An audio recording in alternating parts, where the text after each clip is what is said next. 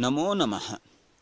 पत्राचारद्वारा संस्कृतम् इति पाठ्यक्रमस्य प्रवेशः इति पुस्तकस्य अनुशिक्षणे भवतां स्वागतम्।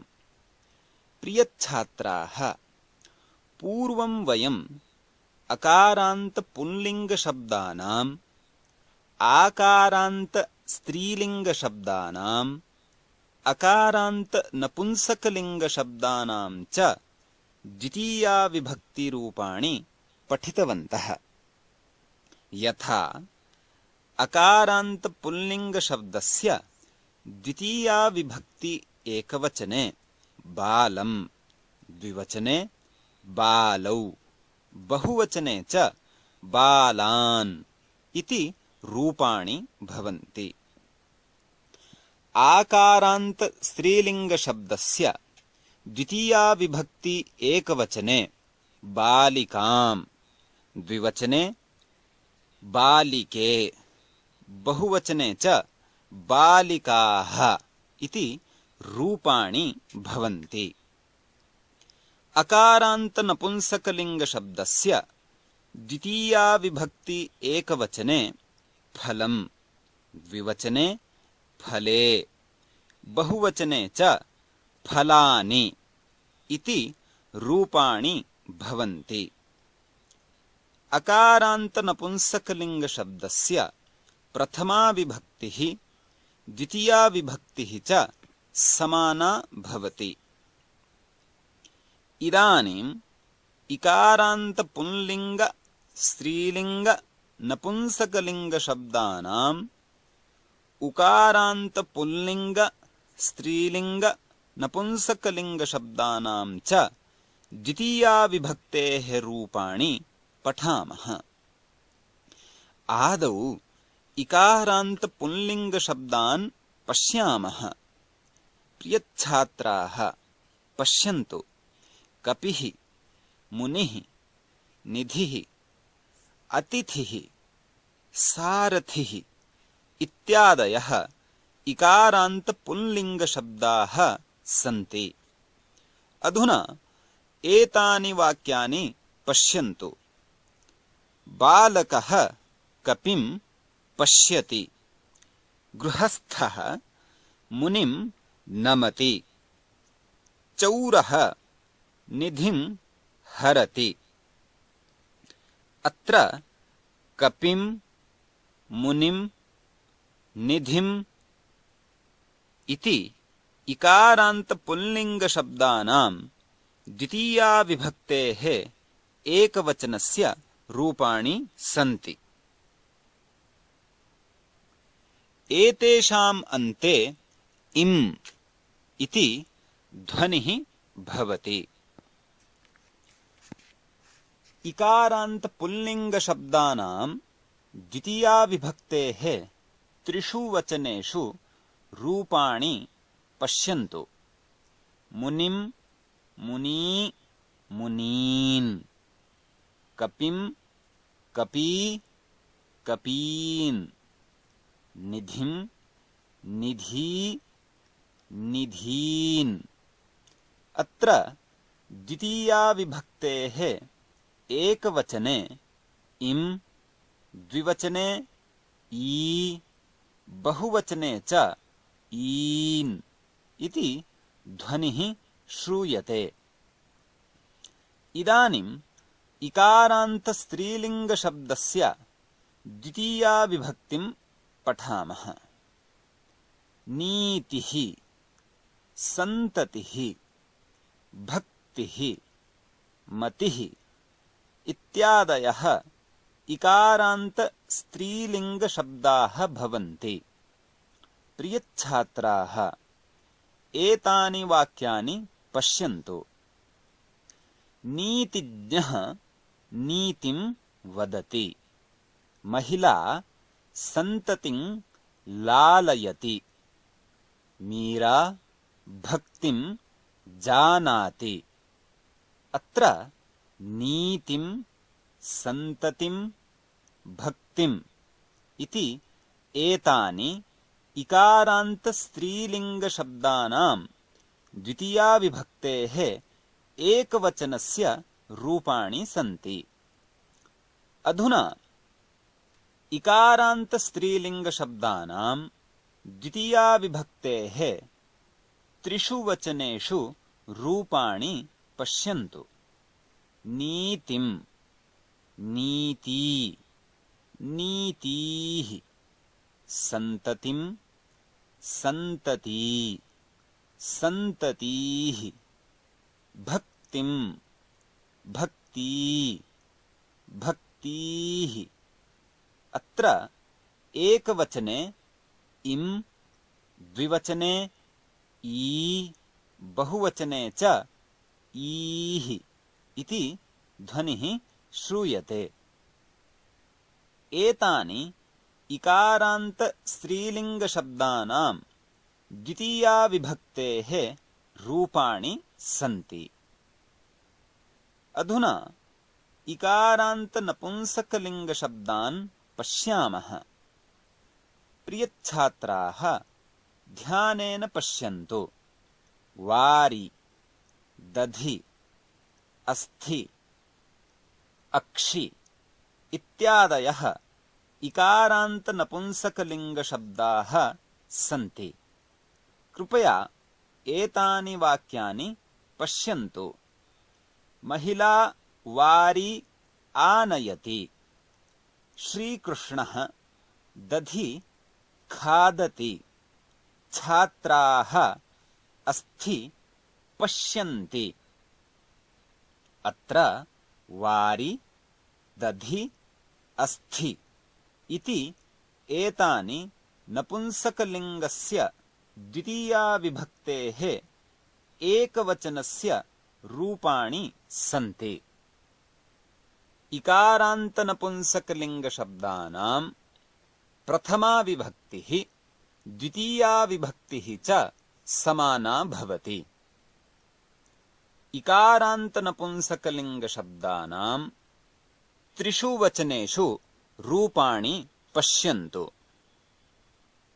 द्वितीया विभक्तिः वारि, वारिणी, वारीणि, दधि, दधिनी, दधीनि, अस्थि, अस्थिनी, अस्थीनि। अत्र प्रथमा द्वितीया विभक्त्योः रूपाणाम् अन्ते इ, इनि, ईनि इति ध्वनिः श्रूयते। प्रियच्छात्राः, वयम् इकारान्तशब्दानां रूपाणि त्रिषु लिङ्गेषु त्रिषु वचनेषु च पठितवन्तः। इदानीम् उकारान्त पुंलिङ्गशब्दान् पठामः। साधुः, भानुः, गुरुः, शत्रुः, पशुः इत्यादयः उकारान्त पुंलिङ्गशब्दाः सन्ति।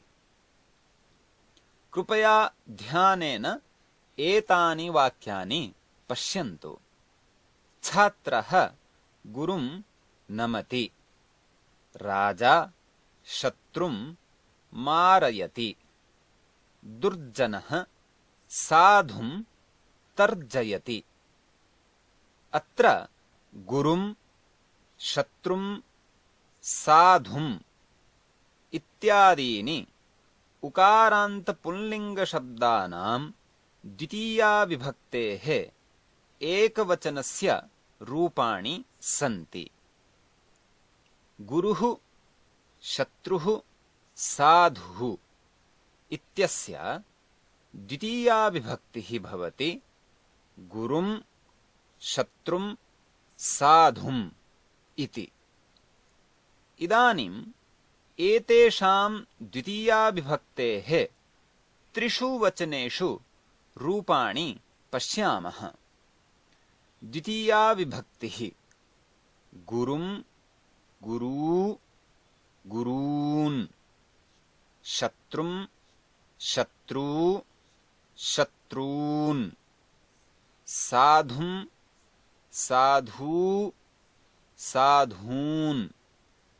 अत्र एकवचने द्विवचने ऊ बहुवचने च ऊन् इति ध्वनिः श्रूयते। अधुना वयम् उकारान्त पुल्लिङ्गशब्दानाम् अनन्तरम् उकारान्त स्त्रीलिङ्गशब्दान् पठामः। धेनुः, तनुः, रेणुः, रज्जुः इत्यादयः उकारान्त स्त्रीलिङ्गशब्दाः सन्ति। प्रियच्छात्राः, एतानि वाक्यानि ध्यानेन पश्यन्तु। गोपालकः धेनुं बध्नाति। मल्लः तनुं मर्दयति। कर्मकरः रेणुम् अपसारयति। अत्र धेनुं तनुं रेणुम् इति शब्दाः उकारान्त स्त्रीलिङ्गस्य द्वितीयाविभक्तेः एकवचने सन्ति।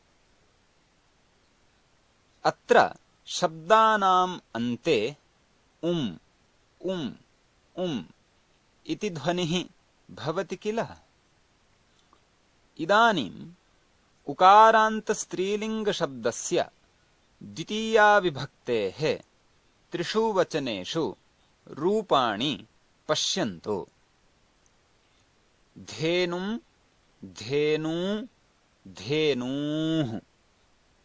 तनुं तनू तनूः। रेणुं रेणू रेणूः इति। अत्र शब्दानाम् अन्ते एकवचने द्विवचने ऊ बहुवचने च ऊः इति ध्वनिः श्रूयते।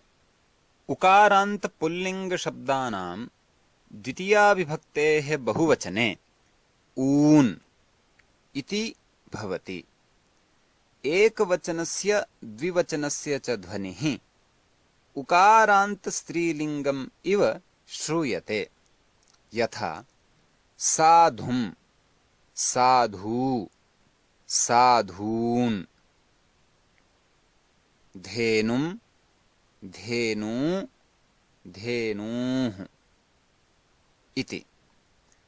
प्रियच्छात्राः, अधुना उकारान्त नपुंसकलिङ्गस्य द्वितीयाविभक्तिं पठामः। पश्यन्तु।